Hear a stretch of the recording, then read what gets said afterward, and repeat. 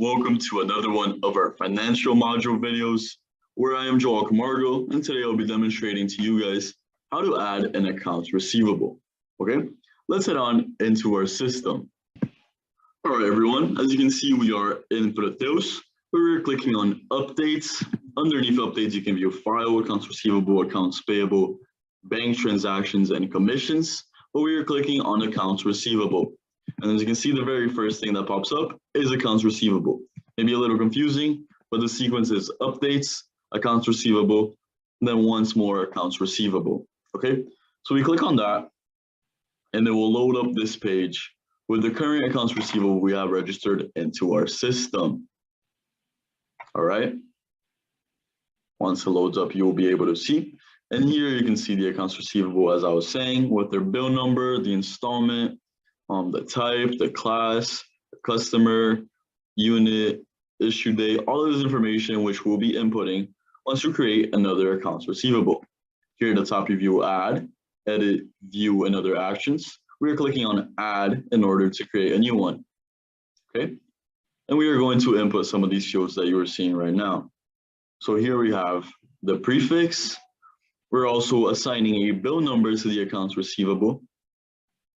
We're assigning it a type from one of the types that we have in the system.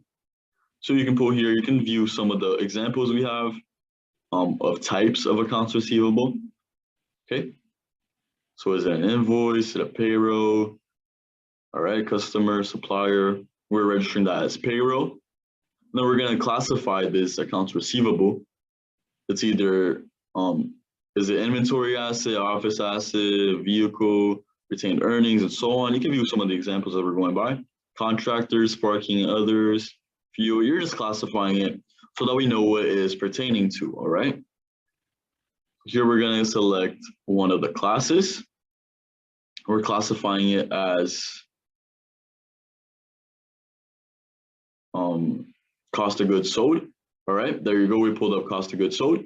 And then we're assigning what customer is this accounts receivable pertaining to. So here, pull up the list of the customers, you select the correct one. Here we have the issue date. We also have a maturity date, which we'll select right here. And as you can see, these fields that we are inputting are all asterisk, which means that they are mandatory. Here we also have the bill value, and then we're filling out the history field so that we can remember in the future or go back and reference to this, knowing what it was about, okay? So here we're putting the history as a payroll example or test, just for us to know what this is related to. And you can view here at the top, we have some other tabs such as taxes, administratives, sale, bank, accounting. And in those tabs, you can go ahead and customize some of those fields and aspects pertaining to this accounts receivable in those type of fields, right? So here you can see that in the general data tab, we have already input all of the customer who is related or responsible for this accounts receivables information, the bill value, and all of the fields that are asterisk, meaning they are mandatory, so that we can now successfully record this accounts receivable.